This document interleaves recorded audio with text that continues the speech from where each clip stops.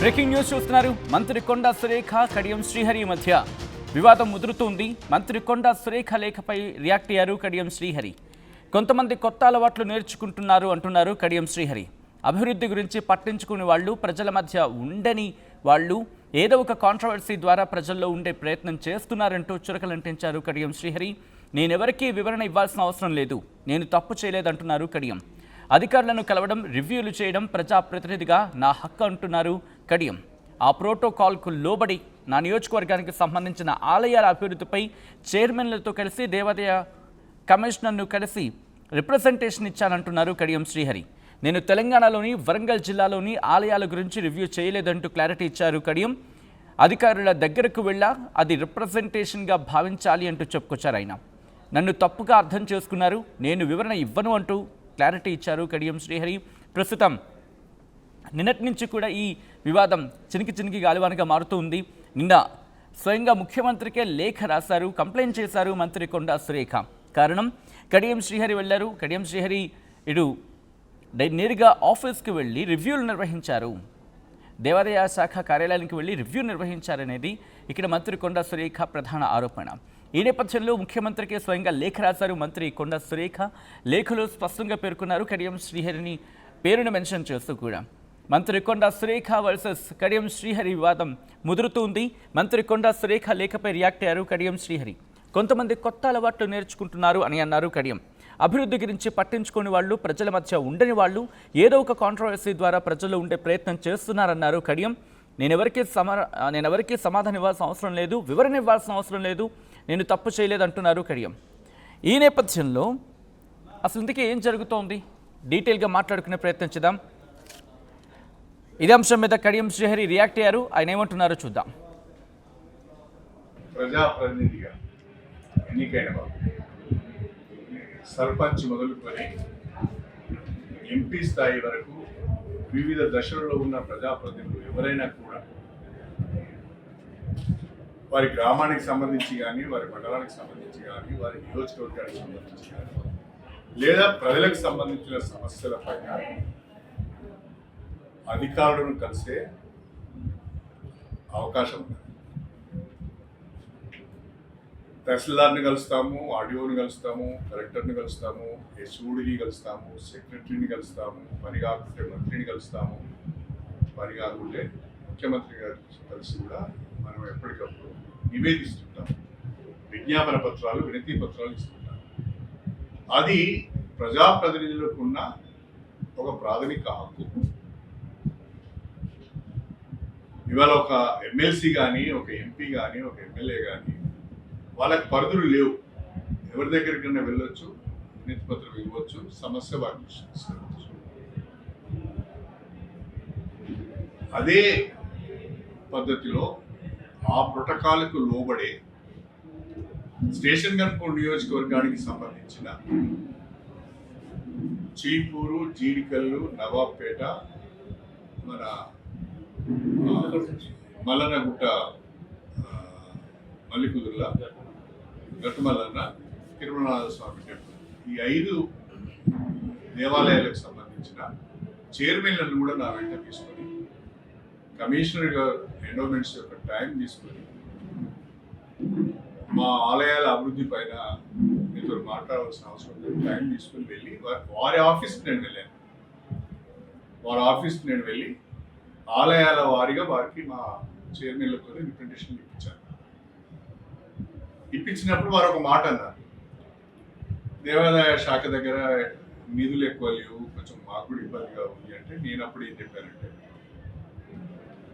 ప్రతి దేవాలయంలో అత్యవసరంగా చేపట్టవలసిన పనులు ఏమున్నాయో మీరు గుర్తించి ఎస్టిమేట్స్ తయారు చేసి నాకు ఇవ్వండి, నేను ముఖ్యమంత్రి గారి దగ్గరికి వెళ్ళి కొన్ని నిధులు తెచ్చుకునే ప్రయత్నం చేస్తానని చెప్పాను. నేను నా నియోజకవర్గానికి సంబంధించిన ఆలయాల గురించి మాట్లాడేదే తప్ప ఉమ్మడి వరంగల్ జిల్లా ఆలయాల గురించి కానీ, లేకుంటే తెలంగాణకు సంబంధించిన ఆలయాల గురించి నేను మాట్లాడాను. సమీక్ష అంటే నా దగ్గరికి అధికారులు వచ్చినప్పుడు, నా ఆఫీస్కు వాళ్ళు వచ్చినప్పుడు దాన్ని సమీక్షగా మనం భావించాలి. కానీ నేనే వాళ్ళ దగ్గరికి పోయినప్పుడు నేను అది రిప్రజెంటేషన్ ఇవ్వడానికి వెళ్ళినట్టుగా భావించాను. ఇది అవగాహన లోపమే తప్ప మరొకటి కాదు. సమీక్షకు సమస్యల పైన అధికారుల దగ్గరికి వెళ్ళి వినతి పత్రం ఇవ్వడానికి తేడా చాలా ఉంటుంది. మీరు కూడా అప్పుడప్పుడు మీ వ్యక్తిగత హోదాలలో కూడా వెళ్ళి అధికారులు కలుస్తూ ఉంటారు.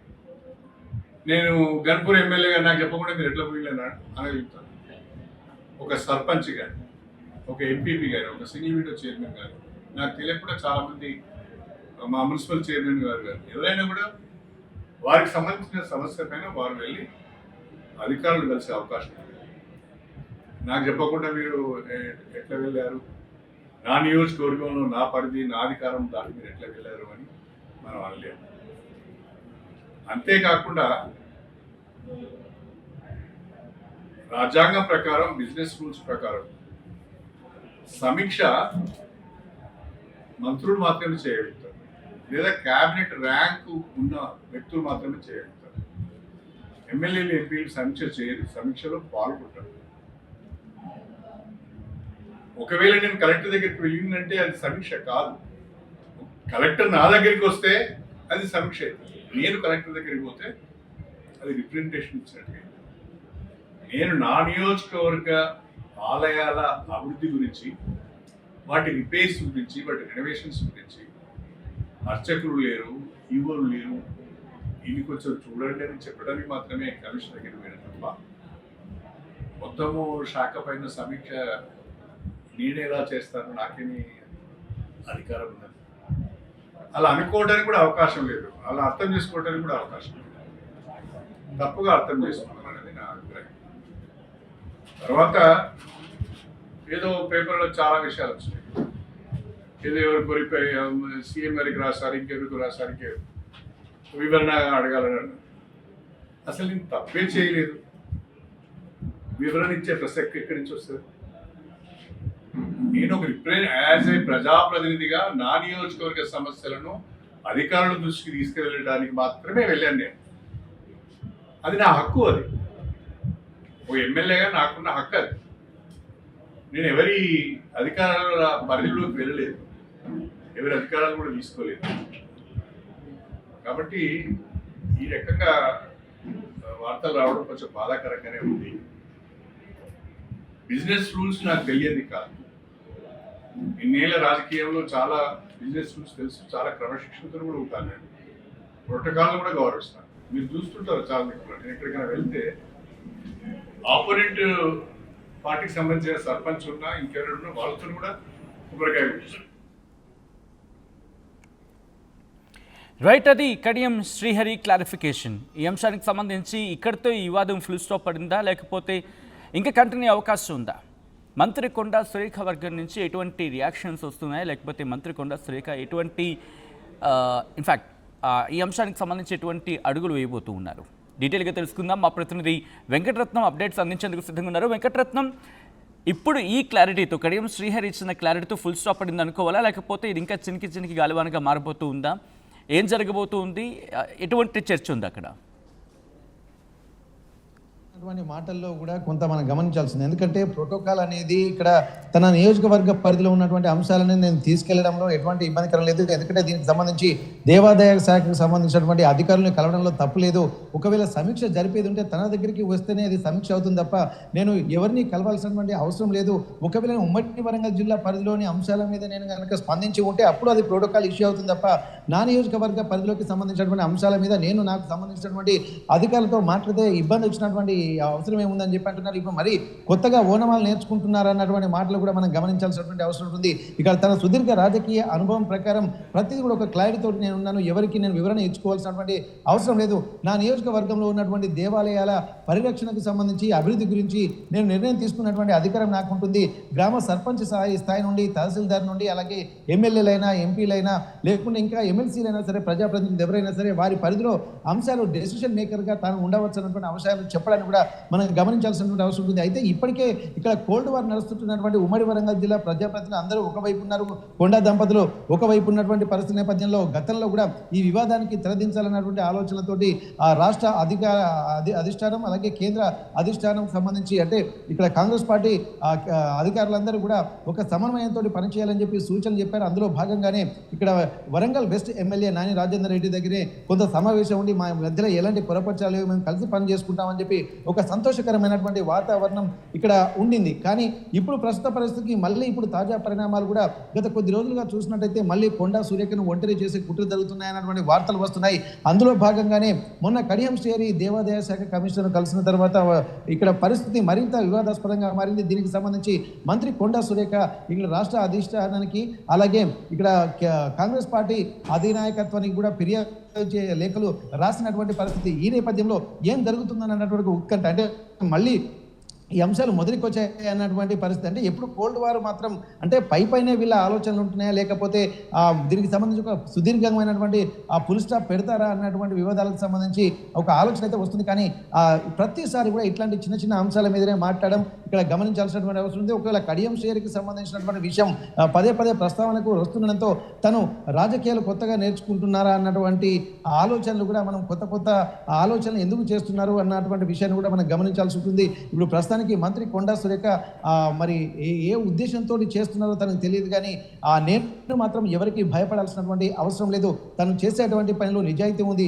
ప్రతిదానికి కూడా ఒక ట్రాన్స్పరెన్సీ నేను మెయింటైన్ చేస్తున్నానని చెప్పి ఇక్కడ ఎమ్మెల్యేగా ఉన్నటువంటి స్టేషన్ గన్పూర్ ఎమ్మెల్యే కడియం శ్రీహరి చెప్తున్నారు. గతంలో కూడా తను మంత్రిగా ఉమ్మడి ఆంధ్రప్రదేశ్లోనే పనిచేసినటువంటి అనుభవం ఉన్నటువంటి వారు నాకు ఎవరు చెప్పాల్సినటువంటి అవసరం లేదు, ఎవరితో చెప్పించుకోవాల్సినటువంటి పరిస్థితి కూడా తనకు లేదన్నటువంటి ఒక విషయాలు కూడా చెప్పడం జరిగింది. అయితే ఇవన్నిటిని చూస్తుంటే మరి అనేక అంశాలు కూడా మనం గమనించాల్సిన అవసరం ఉంది. ప్రస్తుతానికైతే అధికారులు నా దగ్గరికి వస్తేనే సమీక్ష నిర్వహించాల్సి ఉంటుంది తప్ప నేను వాళ్ళ దగ్గరికి ఎవరి దగ్గరికి వెళ్ళలేదు కదా. రిప్రజెంటేషన్ మాత్రం ఇవ్వడానికి వెళ్ళాను. అది ప్రతి ఒక్క ప్రజా ప్రతినిధి యొక్క హక్కు. రిప్రజెంటేషన్ ఎవరికైనా ఇవ్వచ్చు, దానికి ఎవరి అనుమతులు అవసరం లేదన్నటువంటి విషయం కూడా మనం గమనించాల్సింది. కాకపోతే ఇక్కడ మరింత గొడవ ముదిరే అవకాశం ఉందా లేదా అన్నదానికే ఇక్కడ ఉంది. ప్రస్తుతానికైతే కడియం శ్రీహరి స్పందించారు, మరి కొండా సురేఖ కూడా స్పందించాల్సినటువంటి అవసరం ఉంటుంది. మరి ఎటువంటి పరిస్థితులకు దారి తీస్తుంది, మరి సయోధ్య కోసం మళ్ళీ ఎవరైనా అంతర్గతంగా ప్రయత్నాలు చేస్తారా లేకపోతే ఇదాగే కొనసాగుతుందా అన్నటువంటి విషయాలు కూడా మనం గమనించాల్సినటువంటి అవసరం ఉంది. ప్రస్తుతానికైతే ఒక క్లారిటీ కొండా సురేఖ వర్గం నుంచి ఇంకా ఎటువంటి ఆలోచన మాత్రం రాలేదు. Sachin right Venkataratnam, thanks for the update. మొత్తంగా అయితే మాత్రం మంత్రి కొండా సురేఖ వర్సెస్ కడియం శ్రీహరి వ్యవహారం చినికి గాలివానగా మారుతూ ఉంది. ఇప్పుడు ఈ అంశంలో మంత్రి కొండా సురేఖ రాసిన లేఖ అంశం మీద రియాక్ట్ అయ్యారు కడియం శ్రీహరి. కొంతమంది కొత్త అలవాట్లు నేర్చుకుంటున్నారంటూ స్టార్ట్ చేశారు ఆయన. అభివృద్ధి గురించి పట్టించుకునే వాళ్ళు, ప్రజల మధ్య ఉండని వాళ్ళు ఏదో ఒక కాంట్రవర్సీ ద్వారా ప్రజల్లో ఉండే ప్రయత్నం చేస్తున్నారన్నారు కడియం శ్రీహరి. నేను ఎవరికీ వివరణ ఇవ్వాల్సిన అవసరం లేదు, నేను తప్పు చేయలేదంటూ చెప్పుకొచ్చారు. దాంతోపాటు ఇంకొన్ని అంశాలను కూడా ప్రస్తావించారు ఆయన. ఈ నేపథ్యంలో ఇప్పుడు ఈ వివాదం ఎక్కడితో ఫుల్ స్టాప్ పడుతుందా లేకపోతే ఇంకా కంటిన్యూ కాబోతుందా? మీరేమనుకుంటున్నారు? మీ అభిప్రాయం ఏంటి? కామెంట్ చేయండి.